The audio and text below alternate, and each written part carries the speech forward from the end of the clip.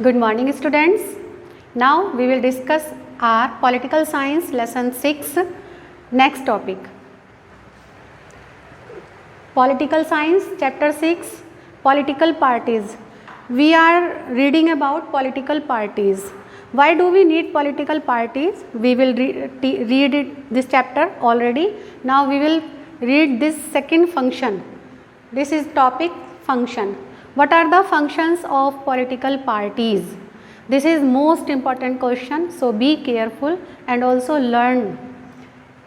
Parties, first function होता है आपकी पार्टीज़ का, पार्टीज़ कॉन्टेस्ट इलेक्शन, यानी कि जो पार्टी होती हैं सबसे पहले इलेक्शन को कॉन्टेस्ट करती हैं, इलेक्शन को जीतती हैं, फिर इसके बाद क्या होता है, चूज़ इट्स कैंडिडेट। और जब एक बार पार्टी इलेक्शन जीत जाती है तो वो अपने कैंडिडेट्स को खुद चूज़ करती है, जैसे कि किसको स्टेट का कौन सा मिनिस्टर बनाना है, किसको क्या वर्क देना है, सारा वर्क जो होता है अकॉर्डिंग टू मिनिस्टर वो चूज़ करती है।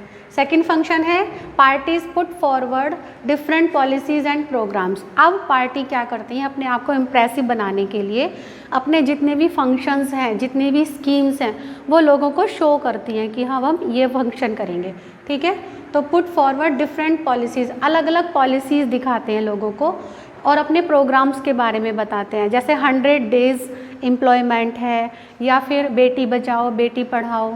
ऐसे ही जैसे कि आपकी जो एजुकेशन है बहुत ज़्यादा मोस्ट इम्पॉर्टेंट है, 14 इयर्स के जो स्टूडेंट हैं सभी के लिए एजुकेशन मोस्ट इम्पॉर्टेंट है और वो निःशुल्क दी जाएगी। तो इस तरीके की बहुत सारी जो पॉलिसीज़ हैं वो लोगों के सामने रखते हैं। नेक्स्ट टॉपिक आता है, अब वो क्या करते हैं, अब सारी पॉलिसीज़ हमारे सामने रख दी गई, अब जो वोटर्स होते हैं जो उनके लिए सुटेबल होते हैं उन पॉलिसीज़ को एक्सेप्ट कर लेते हैं। थर्ड फंक्शन है play role in making laws debated and passed. अब पार्टी क्या करती है और तीसरा काम मोस्ट इम्पॉर्टेंट काम होता है कि लॉज बनाने का काम, यानी कि कोई भी लॉ चल रहा है, जैसे पुराना कोई लॉ चल रहा है, अब उसमें कुछ बहुत सारी प्रॉब्लम क्रिएट हो रही हैं, लोगों को किसी भी तरीके की बहुत सारी प्रॉब्लम्स क्रिएट हो रही हैं एक तरीके से। तो क्या होता है, अब उस रूल में कुछ ना कुछ इम्प्लीमेंट करना है, तो इम्प्लीमेंट करने के लिए वो क्या होता है, लॉ सबसे पहले डिबेट होती है। ऐसी कोई भी लॉ नहीं बन जाता है, कोई भी लॉ तब तक पूरी तरीके से लागू नहीं होगा जब तक उसे लेजिस्लेटिव असेंबली में, यानी कि जो आपका लोकसभा है राज्यसभा है, जब तक दोनों ही हाउस पूरी तरीके से अपना अप्रूवल ना दे दें और लास्ट में वो प्रेसिडेंट के पास जाता है, जब तक वो सिग्नेचर नहीं कर देते हैं तब तक कोई भी लॉ बन नहीं सकता है। तो इसी तरीके से जैसे कि आपका एक नोटबंदी का प्रोग्राम था, तो किस तरह से मोदी जी ने वो लॉ जो था बनाया था कि सारी ब्लैक मनी है वो सारी ख़त्म हो जाएगी। कोई भी कानून बनता है उसके निगेटिव और पॉजिटिव दोनों ही पॉइंट्स को डिस्कस करने के बाद अगर पॉजिटिव पॉइंट्स ज़्यादा आ रहे हैं तभी वो लॉ बनता है, नहीं तो उसको रिजेक्ट कर दिया जाता है। ओके, अब आता है fourth, form the end run government. अब जो हमारी पॉलिटिकल पार्टीज़ होती हैं सबसे पहले अपनी गवर्नमेंट बनाती हैं, गवर्नमेंट बनाने के बाद इसमें से कुछ लीडर्स ऐसे होते हैं जो उनको वो रिक्रूट कर देते हैं, निकाल भी देते हैं, और कुछ लीडर्स जो होते हैं उनको ट्रेनिंग दी जाती है। कहने का मतलब ये है जिनको भी सिलेक्ट करते हैं उनको पूरी तरीके से फुल ट्रेनिंग दी जाती है और जो उनके विश्वास पात्र होते हैं ऐसे ही लीडर को अपनी पार्टी में शामिल करते हैं, बाकी को निकाल देते हैं, ठीक है।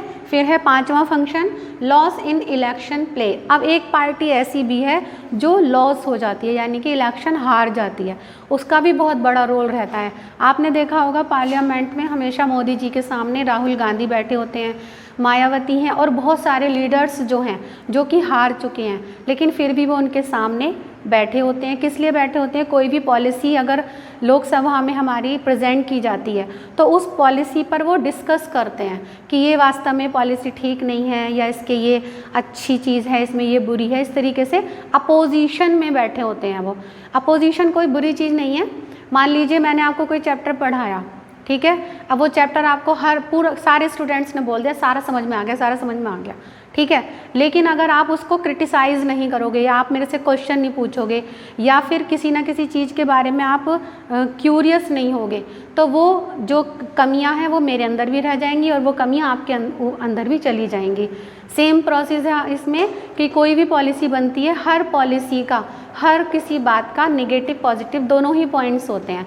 तो दोनों ही पॉइंट डिस्कस कब होंगे? जब कोई हमारे अपोजिशन में होगा, यानी कि हमारी एक व्यक्ति ऐसा है जो हमारी कमियां निकालता है, तो जब तक हमारी कमियां निकालने वाला हमें कोई नहीं मिलेगा तो हमारी कमियां दूर भी नहीं होंगी। तो अपोजिशन पार्टी का मेजर रोल होता है इसमें।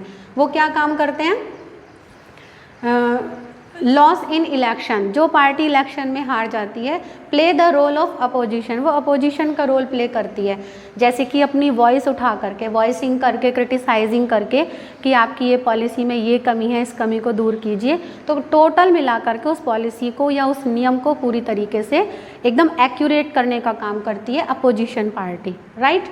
अब आता है सिक्स्थ फंक्शन आपका, शेप पब्लिक ओपिनियन।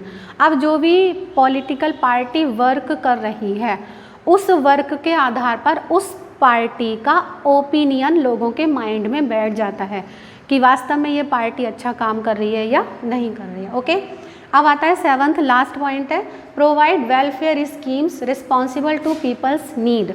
अब जो ये पार्टी वर्क कर रही है, तो जो भी स्कीम निकालेगी वो वेलफेयर की निकालेगी, यानी लोगों की भलाई की स्कीम निकालेगी। नहीं तो अगली बार क्या होगा, उसे पार्टी में वोट ही नहीं देंगे, वो रिजेक्ट हो जाएगी पार्टी। और जो ये पार्टी होती है रिस्पॉन्सिबल भी होती है, इसकी बहुत बड़ी जिम्मेदारी होती है कि लोगों की पीपल्स नीड, लोगों की ज़रूरतों को पूरा करे। अगर वो ऐसा करने में पूरी तरीके से सक्षम होती है तो वो पार्टी नेक्स्ट ईयर जब 5 ईयर के फिर 5 ईयर आफ्टर 5 ईयर फिर से इलेक्शन होंगे तो उस पार्टी को फिर से आने का मौका मिलता है, नहीं तो वो पार्टी खत्म हो जाती है। एक यहाँ पर आपका कीवर्ड है, इसे भी ध्यान से देख लीजिए, what is ruling party. Ruling party क्या होता है? दैट रन्स गवर्नमेंट, जो कि सरकार चलाती है, गवर्नमेंट चलाती है, उसको रूलिंग पार्टी बोलते हैं। ठीक है, ये 7 का 7 फंक्शन पूरी चैप्टर का आपका एक तरीके से बिल्कुल निचोड़ जिसको कहते हैं वो है आपका। ठीक है, तो आप इसको बहुत अच्छी तरह से एज इट इज़ लर्न कर लेंगे। आपका लॉन्ग क्वेश्चन भी इसमें कंप्लीट होता है, वेरी शॉर्ट क्वेश्चन भी कंप्लीट होते हैं, और मेन चैप्टर का थीम यही है और मोस्ट इम्पॉर्टेंट भी है। So be careful, listen carefully, have a nice day.